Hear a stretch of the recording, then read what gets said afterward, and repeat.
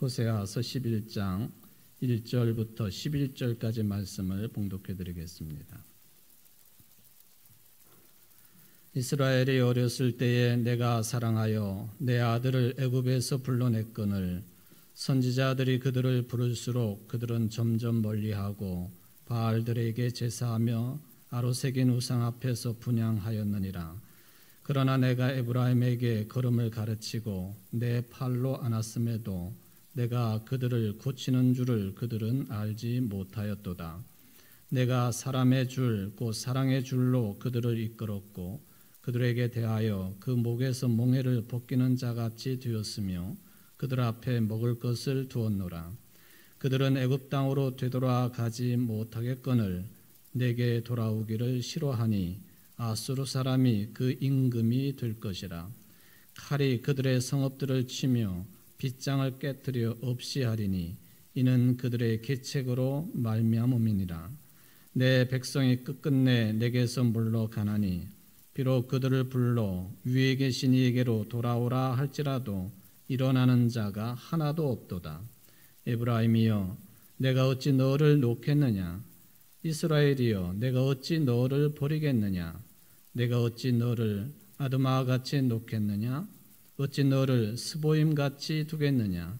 내 마음이 내 속에서 돌이키어 나의 긍휼이 온전히 불붙듯 하도다. 내가 나의 맹렬한 진노를 나타내지 아니하며 내가 다시는 에브라임을 멸하지 아니하리니 이는 내가 하나님이요 사람이 아님이라. 네 가운데 있는 거룩한 이니 진노함으로 네게 임하지 아니하리라. 그들은 사자처럼 소리를 내시는 여호와를 따를 것이라. 여호와께서 소리를 내시면 자손들이 서쪽에서부터 떨며 오되 그들은 애굽에서부터 새같이 아수르에서부터 비둘기같이 떨며 오리니 내가 그들을 그들의 집에 머물게 하리라. 나 여호와의 말이니라. 아멘. 이는 하나님의 말씀입니다. 하나님께 감사합니다. 오늘 창조절 6번째 주일을 맞아서 기쁜 마음으로 예배에 참여하시고 또 아멘으로 하나님의 말씀에 응답하며 말씀대로 잘 살기로 결단하라고 다짐하는 여러분 모두에게 생명의 말씀의 은총이 충만하시기를 주의 이름으로 축원을 드립니다. 오늘 저는 호세아서 11장 1절에 11절까지 말씀을 개역 개정판 성경으로 읽어드렸는데 다른 성경 번역본 그 중에서도 메시지라고 하는 성경 번역본은 오늘 본문을 이렇게 의역 부분이 많기는 하지만 좀 더 쉬운 내용으로 번역을 해 놓아서 여러분들이 이제 화면을 통해서 읽으면서 또 제가 읽는 대로 한 번 더 들어보시기를 요청을 드립니다. 이스라엘이 어린아이였을 적 나는 그를 사랑했다. 내 아들아 하고 큰 소리로 그를 불러냈다. 이집트에서 불러냈다. 그러나 다른 자들이 부르자 그는 나를 버리고 가버렸다. 그는 인기 좋은 음란한 신들을 숭배하고 갖고 놀기 좋은 신들로 종교 노름을 버렸다. 그래도 나는 그의 곁을 떠나지 않았다. 에브라임의 길을 인도해 주었다. 그러나 그는 나의 도움을 전혀 인정하지 않았다.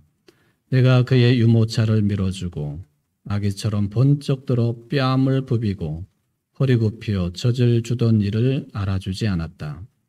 이제 그는 다시 이집트로 돌아가고 싶어한다. 아시리아한테 가고 싶어한다. 내게 돌아올 생각은 하지 않는다. 그래서 도성들이 위험한 곳이 되었다. 살인사건이 급증하고 개선의 노력은 번번이 무산되었다. 내 백성은 나를 저버리는 일에 필사적이다.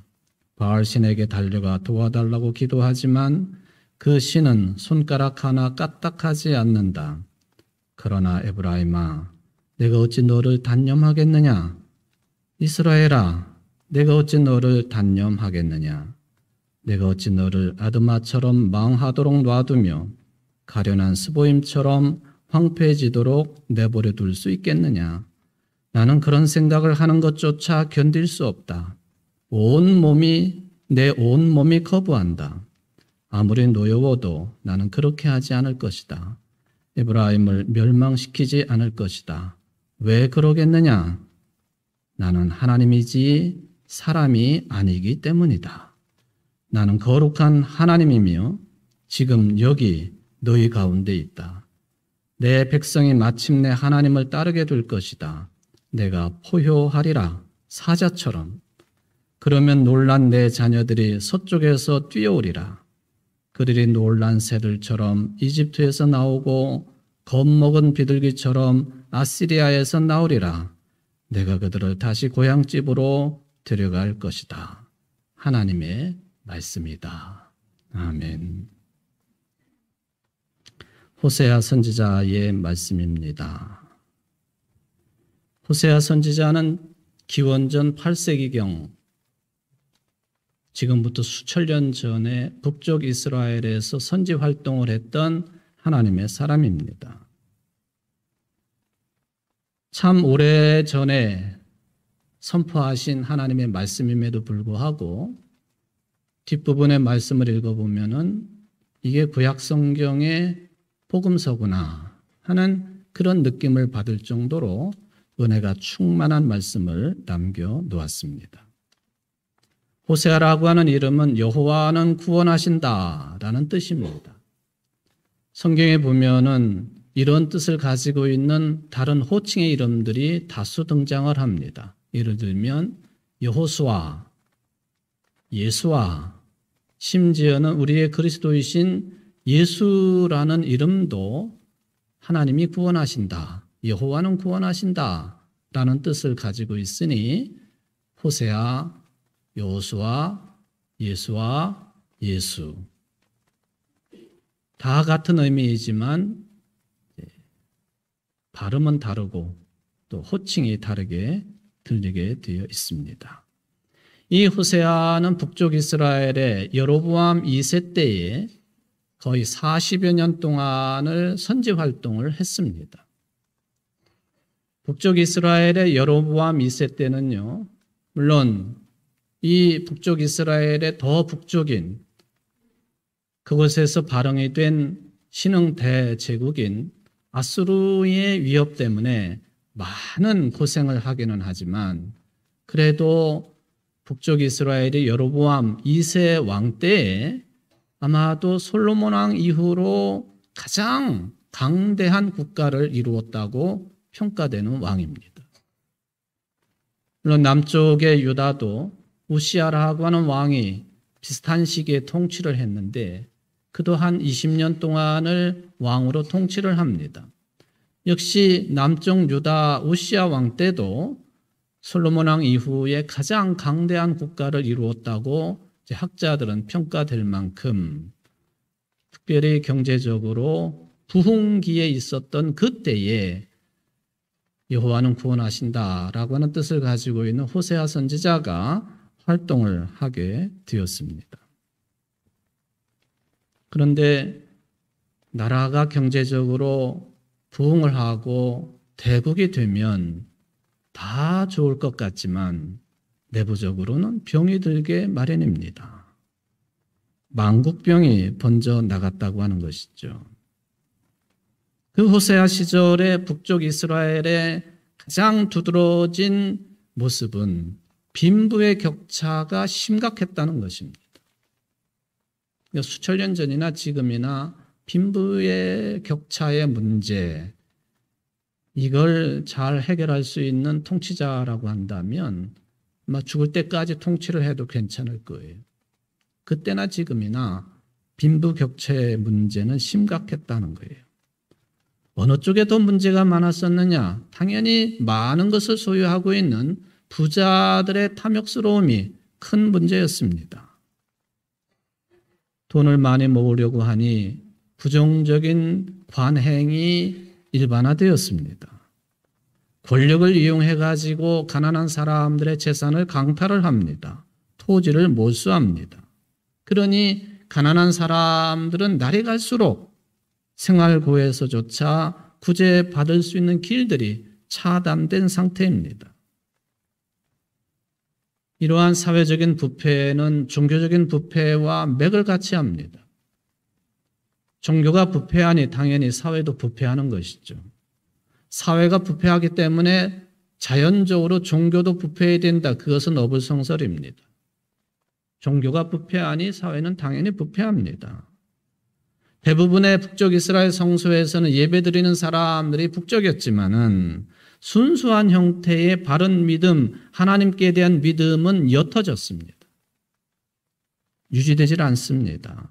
오히려 오늘 본문에서도 지적하는 것처럼 가나안 땅의 토착신이라고 할 수 있는 풍요와 다산의 신인 바알신을 섬기는 일에 더 열중을 했습니다. 이게 북쪽 이스라엘의 호세아 시절의 형편이었습니다. 그러니까 선지자로부터 강한 질책을 받을 수밖에 없었습니다. 그러다가 여로보암 2세가 40년을 통치를 하고 죽었어요. 죽은 뒤에 아들 스가랴가 왕권을 잡았지만은 6개월만 통치를 합니다. 살롬이라고 하는 사람에게 암살당한 거예요. 살롬이 왕위에 올랐지만은 한 달밖에는 통치하지 못했습니다. 문하햄이라고 하는 사람에 의해 살해되었습니다. 문하햄도 짧게 통치를 하고 아들 부기하야가 왕위에 올랐지만은 역시 베가가 일어나가지고 이를 살해하고 왕권을 장악합니다. 말하자면 여로보암 2세 큰 나무가 죽고 난 다음에 북쪽 이스라엘은 정변이 자주 일어나는 소위 말하면 무정부 상태였어요. 6개월, 한 달, 짧게 통치를 합니다. 그러니 국가가 제 모습을 가질 수 없습니다.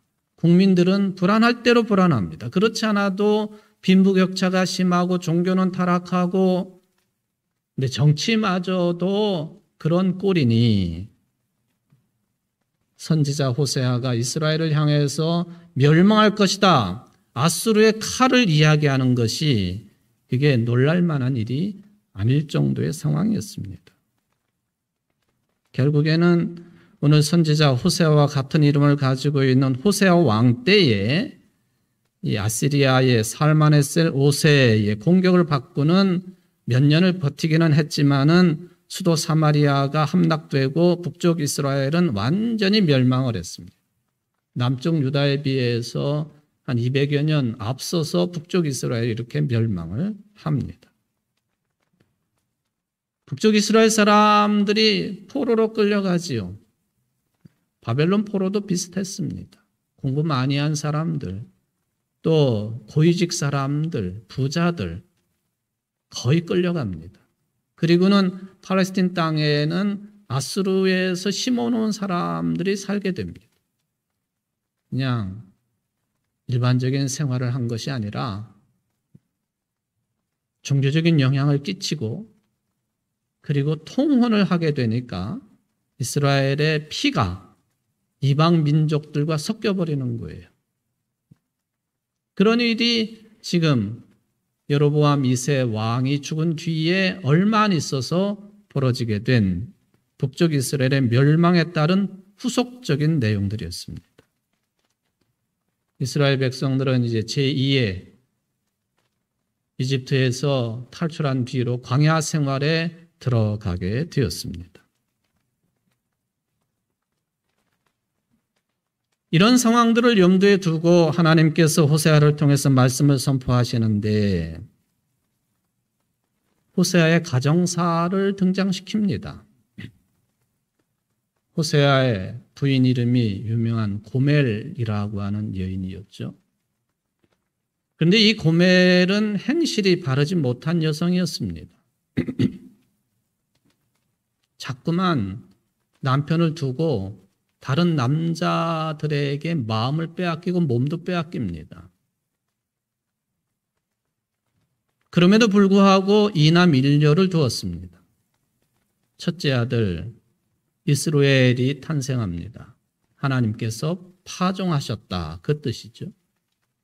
근데 두 번째 딸 이름이 로루하마인데 불쌍히 여김을 받지 못하는 자. 그런 뜻의 이름이 지어집니다. 세 번째 아들이 태어났습니다. 로암미. 이거는 더 끔찍해요. 내 백성이 아니다.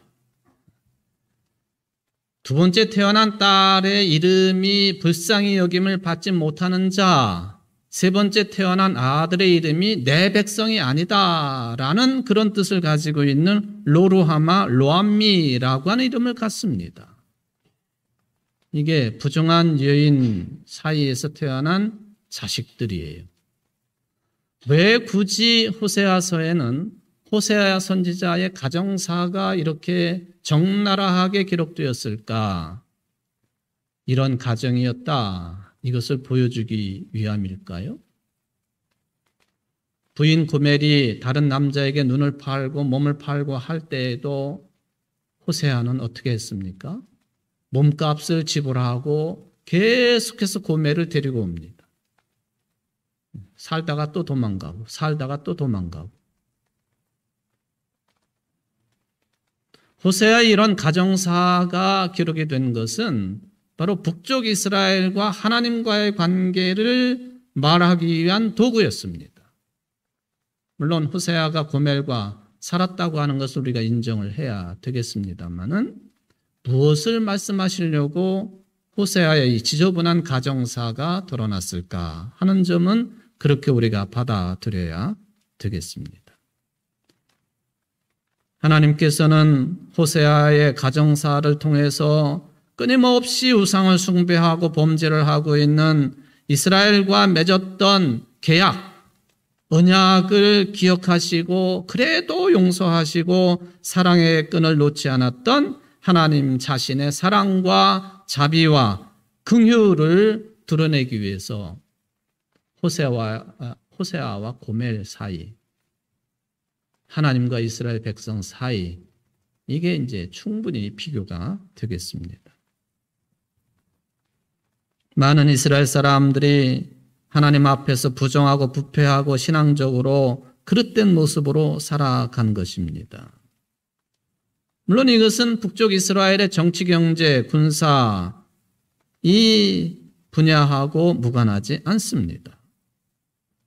여로보암 2세 때는 솔로몬 왕 이후에 가장 강대한 국가를 이룬 북쪽 이스라엘이었습니다. 특히 경제적으로 풍요로웠습니다. 경제적인 안정은 부유한 사람들을 점점 타락하게 만들었습니다. 반대로 가난한 사람들은 더 가난해지고 그리고 자유마저도 속박당하는 그런 지경에 놓이게 되었습니다. 유전무죄, 무전유죄 사회가 수천 년 전에 북쪽 이스라엘의 모습이었습니다. 오늘 본문을 보면은 호세아가 북이스라엘의 백성들의 문제를 짚는 것으로 말씀을 시작하는데 2절이 정확하게 묘사합니다. 선지자들이 그들을 부를수록 그들은 점점 더 멀리하고 바알들에게 제사하며 아로새긴 우상 앞에서 분향하였느니라. 성경의 기록에 따르면 북쪽 이스라엘에는 주요한 도시 두 군데가 있었습니다.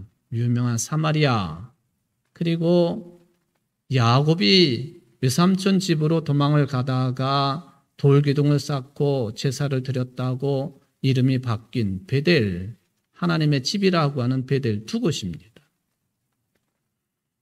북쪽 이스라엘은 이 두 곳에다가 성소를 만들었습니다.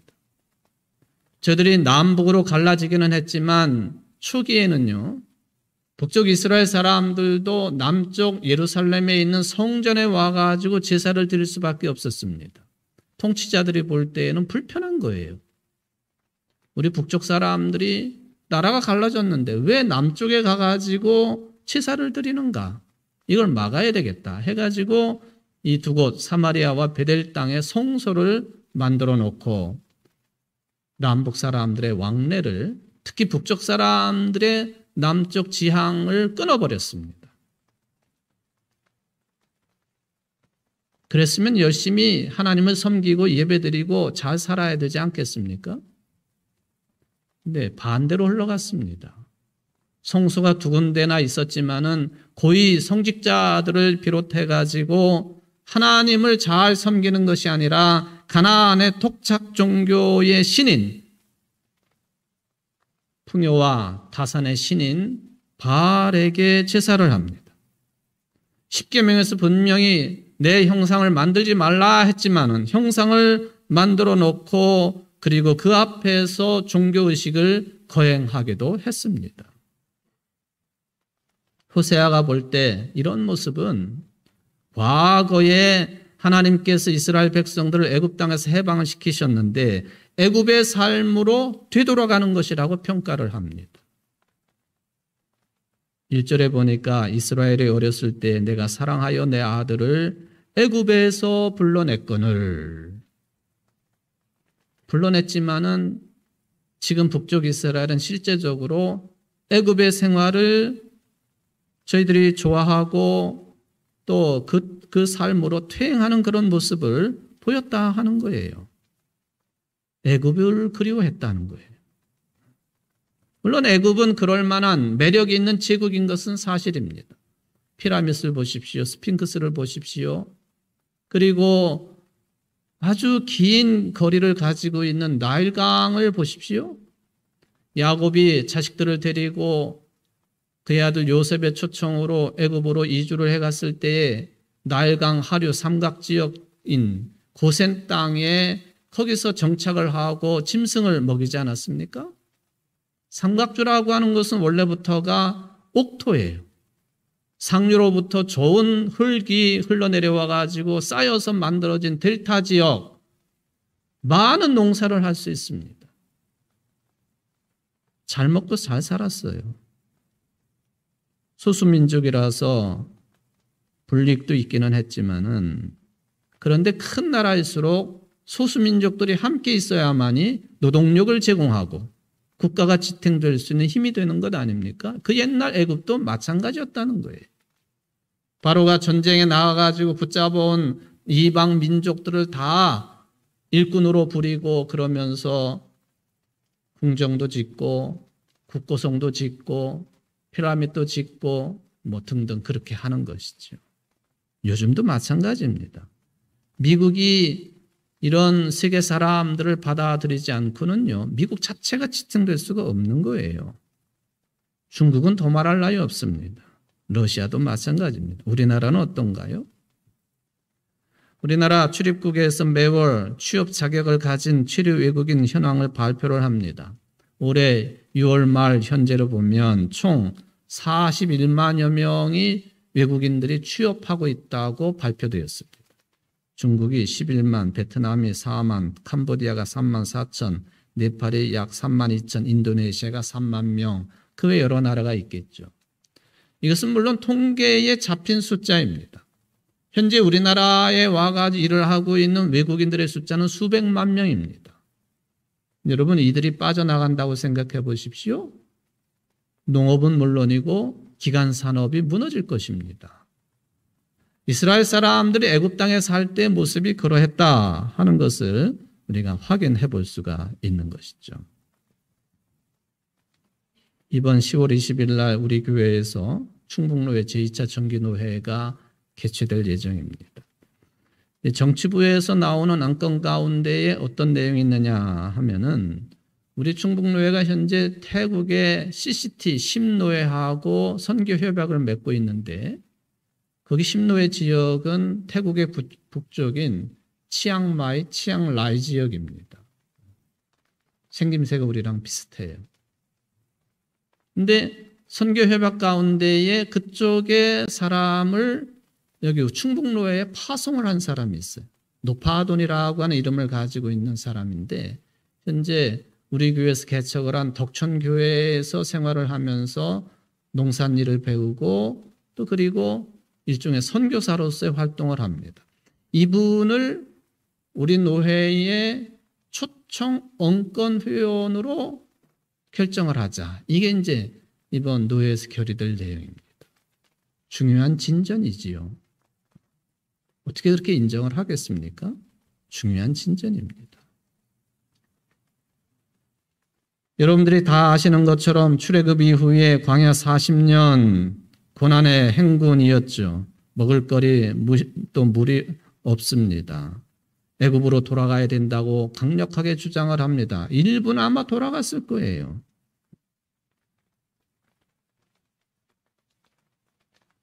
그래도 출애굽을 감행을 합니다.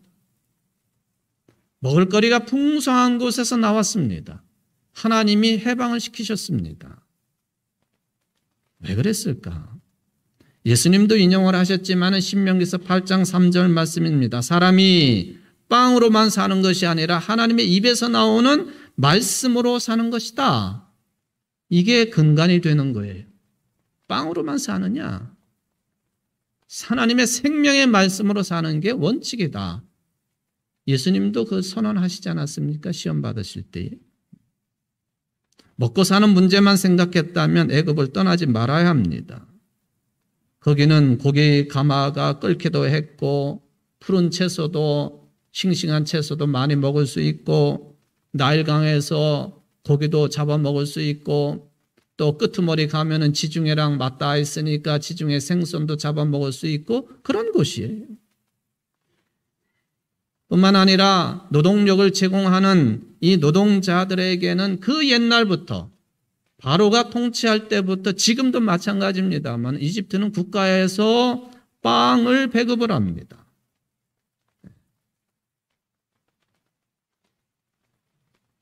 그래서 어느 때는 여러 형편 때문에 국가가 빵을 제공하지 못하면 또 충분히 제공하지 못하면 빵 때문에 데모가 일어나고 파업이 일어난 흔적들을 찾아볼 수 있습니다. 1997년 또 2000년대에도 두 번씩이나 이집트는 이 빵 문제로 스트라이크를 일으켰습니다. 국가가 운영하는 골목마다 있는 빵집에서 아침마다 빵을 사다가 아침에는 빵에다 치즈를 발라 먹으면 그게 아침이고 점심에는 거기에다가 채소를 이렇게 샌드위치처럼 끼워 먹으면 그게 점심이고 저녁 때는 양고기 조금 더 섞어서 먹으면 그게 저녁이고 빵을 프랑스 사람들보다도 거의 2배 이상을 먹는 국가가 이집트로 알려져 있습니다. 그러니까 빵 공급이 늦어지거나 원활하지 아니하면 푸드 스트라이크가 일어나는 나라가 이집트예요. 이집트. 근데 현대뿐만 아니라 과거 바로가 통치할 시절에도 피라밋을 건설하거나 국고성을 건설하는 노동자들을 위해서 빵을 국가가 제공하고 맥주도 제공했다고 하는 기록이 많이 남아 있습니다. 그리고 인류 최초로 빵 때문에 푸드 스트라이크를 일으켰던 기록이 애굽에 남아있는 거예요. 그만큼 국가가 옛날부터 밀가루 빵을 제공해서 국민들을 위로하고 먹거리로 삼게 했다 하는 그런 이야기죠. 그런데 이스라엘 민족은 빵으로만 사는 게 아니다. 하나님의 말씀으로 살아야 된다. 그러고 출애굽을 한 것 아닙니까?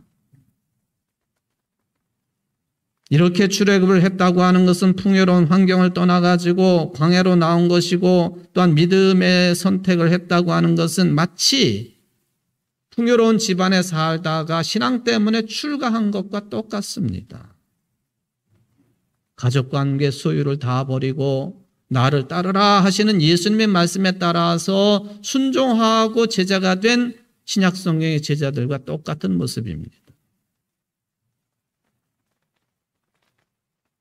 그리고 40년을 살았어요. 그리고 가나안 땅에 들어갔습니다. 그랬으면은 40년 동안도 하나님의 돌보심으로 잘 살았으니까 가나안에 들어가서도 잘 살아야 되는 것 아닙니까? 하나님을 열심히 믿고 또 이웃을 사랑하며 잘 살아야 되는데 그 이전에도 그랬지만 특별히 남북으로 갈라진 다음에 북쪽 이스라엘, 오늘 호세아 선지자의 말씀을 들어야 되는 북쪽 이스라엘은 정반대의 길을 갔다는 것입니다. 풍요와 바산의 신인 바알에게 기울어져서 하나님이 부르셔도 절대로 일어나지 않습니다. 꼼짝도 하지 않습니다.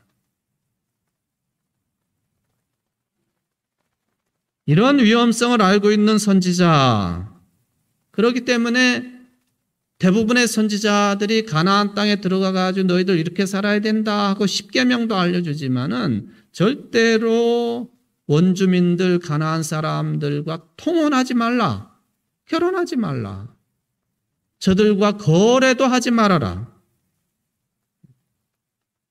그랬는데도 내 백성이 끝끝내 내게서 물러가나니 비록 그들을 불러 위에 계신 이에게로 돌아오라 할지라도 일어나는 자가 하나도 없는 형편이 호세아 때였습니다. 지금의 그런 모습을 호세아는 애국 정신으로 돌아갔다고 평가를 한 거예요. 통탄할 만한 일이죠. 돌아오라 할지라도 일어나는 자가 하나도 없는 그런 형편이 되고 말았습니다. 그러니 하나님의 심판을 외칠 수밖에 없는 거죠. 아수르의 칼을 언급할 수밖에 없었습니다. 영적인 감수성이 남달리 예민했던 호세아 선지자, 자포자기 할 만한 때입니다. 에라 모르겠다, 될 대로 되라, 그렇게 생각할 수 있을 것입니다. 가장 나쁜 것은 도대체 뭐가 문제인지 전혀 인식하지 못하는 것입니다. 문둥병에 걸려가지고 감각이 사라진 것처럼 영적인 감각이 무뎌진 거예요. 그래서 호세아의 말씀을 백성들은 듣지 않고 일어나지 않습니다. 그런데 이런 장면으로 호세아서가 끝났다고 한다면 제가 처음 말씀드린 것처럼 호세아서가 복음서가 될 수는 없을 거예요. 절망적인 상황인데 호세아는 전혀 다른 관점을 가지고 말씀을 선포했습니다. 에브라임이여, 내가 어찌 너를 놓겠느냐? 이스라엘이여, 내가 어찌 너를 버리겠느냐? 내가 어찌 너를 아드마같이 놓겠느냐? 어찌 너를 스보임같이 두겠느냐? 내 마음이 내 속에서 돌이키어 나의 긍휼이 온전히 불붙듯 하도다. 여기 북쪽 이스라엘을 에브라임이라고 부릅니다. 에브라임이라고 하는 이름은 한 개인의 이름이기도 하고 지파의 이름이기도 합니다. 에브라임은 애굽의 국무총리까지 지냈던 요셉의 아들 가운데 둘째 아들입니다. 첫째 아들이 므낫세이고 둘째가 에브라임입니다. 그의 아버지가 요셉의 요청에 의해서 애굽으로 내려와 고센 지방을 중심으로 살게 되었죠. 아버지 야곱에게 자기 아들들, 두 아들들 축복을 요청했습니다. 그랬더니 아버지가요, 야곱이 자기의 가장 사랑하는 아들인 요셉의 두 아들들을 축복하는데 오른손으로 에브라임을 축복하고 왼손으로는 므낫세를 축복합니다. 요셉이 그걸 바꾸려고 해도 야곱이 듣지 않아요. 오른손으로. 이게 정상적인 축복의 손이거든요. 오른손으로 둘째 아들을 축복하고 왼손으로 첫째 아들을 축복합니다. 어쩌겠어요. 야곱이 그랬는데. 자기가 형 에서의 축복권을 빼앗은 사람인데 이걸 잘 알 터인데도 그게 어떤 결과를 빚을 것이라고 하는 것들도 충분히 알 터인데 오른손으로 둘째 아들을 축복합니다. 그게 에브라임이에요. 나중에 에브라임은 모세도 축복한 것처럼 강대한 지파가 됩니다. 좋은 땅을 차지합니다.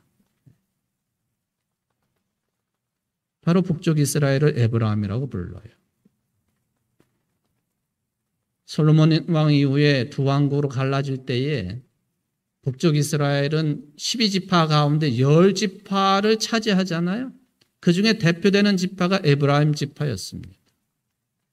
남쪽은 유다 지파가 대표가 되었고요. 요수아라든지 드보라든지 사무엘 같은 사람들이 바로 에브라임 지파 탄생 인물들입니다. 호세아는 에브라임이라 그렇게 부르면서 북쪽 이스라엘이 망하는 거 내다보면서도 마지막으로 말씀을 선포합니다. 마지막으로 너희들이 살 길은 하나님의 긍휼밖에 없다. 하나님의 자비와 사랑밖에 없다. 다른 길이 없다. 그게 유일한 길이다.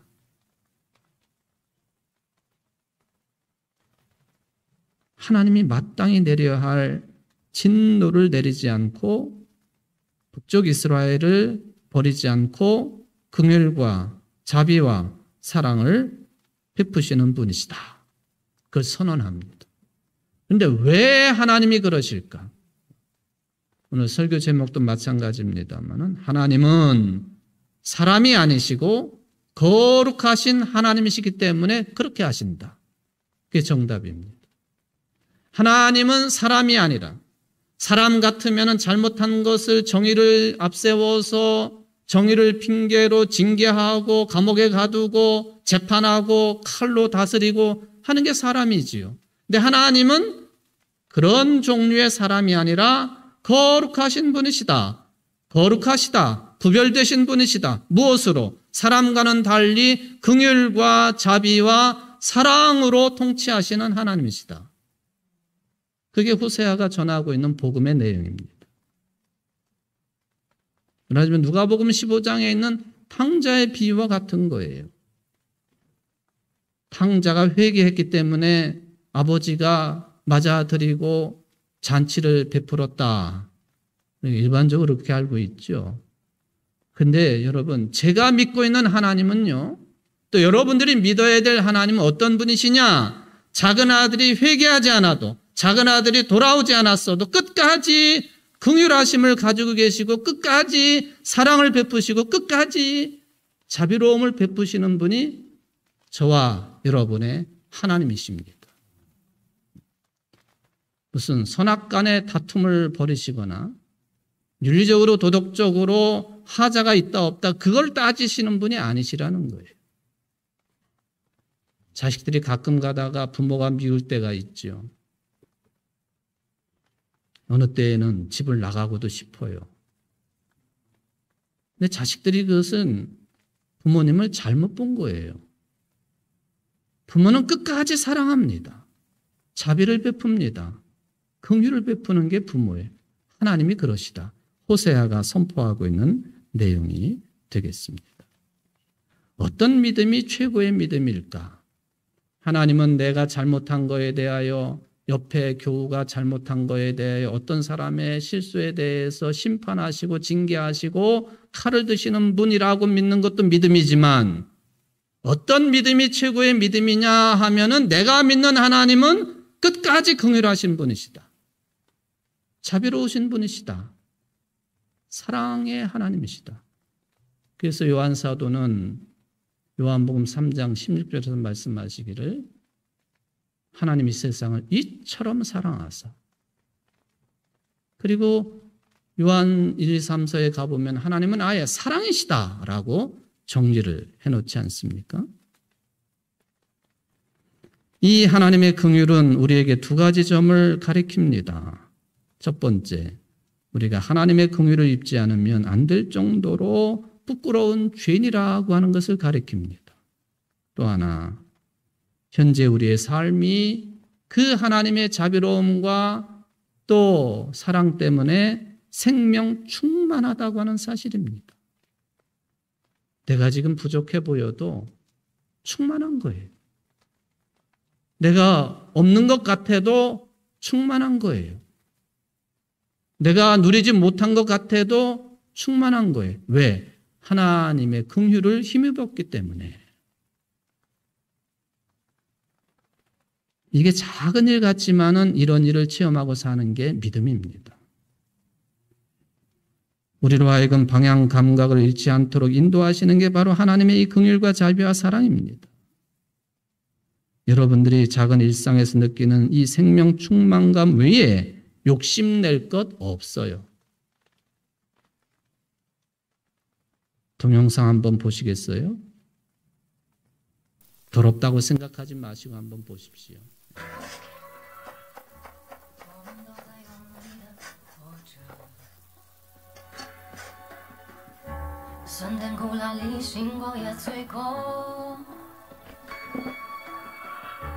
脸上倔强脆弱，依然执着，相信花开以后会有结果。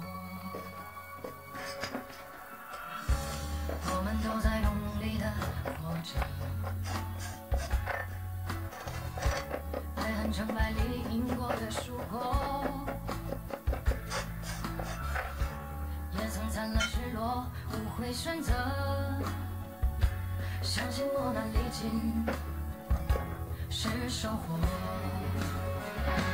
成长的路上几程曲折，我以汗水浇灌梦想花朵，任凭谁冷眼嘲我或轻我，都会风轻云淡一笑而过。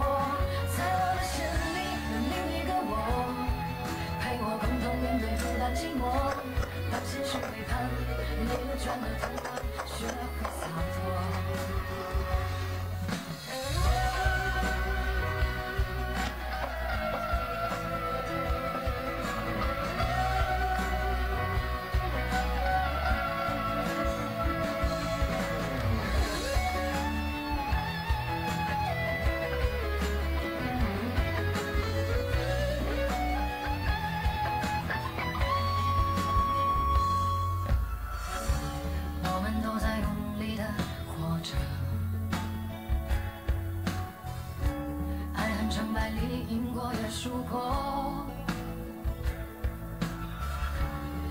灿烂失落，无悔选择，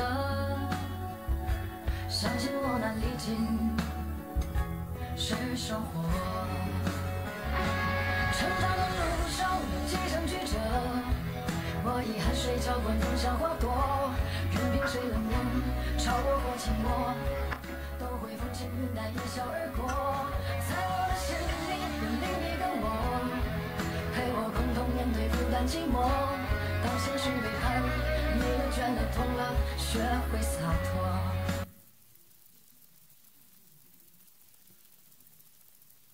긴 말 필요 없죠. 나에게 여러분에게 주신 하나님의 사랑과 긍휼과 자비가 얼마나 큰지 그걸 깨닫는 게 가장 큰 믿음이다 하는 것입니다.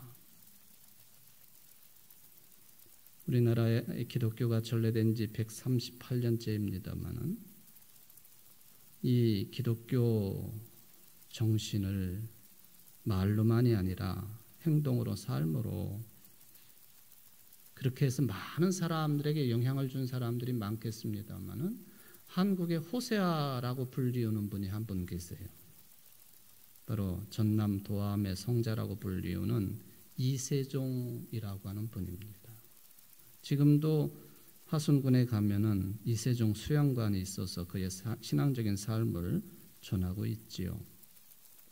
이분에 대한 이야기들이 참 많이 있습니다만은 이분이 무학이었는데 글도 못 읽던 사람이 성경을 읽으면서 은혜를 받고 기뻐 뛰면서 미친 사람처럼 그렇게 참 그 기쁨을 표현하기도 했는데 이분이 부인을 얻었지만은 예수를 믿고 난 다음부터 부인하고 같이 잠자리를 안 합니다.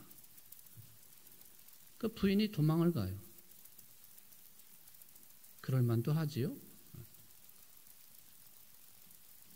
그러면은 부인의 짐을 다 지게에 지고서 갖다 주고 돌아오고 싶으면 돌아오시오. 한 번 또 돌아와. 살다가 보면은 또 남편 사랑을 못 받으니까 또 다른 남자한테 도망을 가. 그러면 또 지게에다 짐을 져가지고는 갖다 주고는 돌아오고 싶을 때 돌아오시오. 제가 이분의 그 삶에 대해서 아주 일부분만 호세아와 관련된 내용이기 때문에 이것만 소개를 합니다만은 이분의 영향으로 맨발의 성자라고 하는 분을 통해서 지금도 운영되고 있는 동강원이라고 하는 여순 사태 때에 고아들이 많이 발생했을 때 그 고아들을 돌보기 시작하면서 복지 사업을 하고 있는 동강원이 지금도 존재하고 있습니다. 이분이 한국의 호세아예요. 호세아. 여러분, 저나 여러분이나 뭐 내놓을 게 있겠습니까? 다 고멜과 같고 또 이 여성과 같고 그렇죠. 그래서 오늘 두 번째 그 찬송을 불렀습니다마는 우리는 이런 신앙을 고백하는 거예요.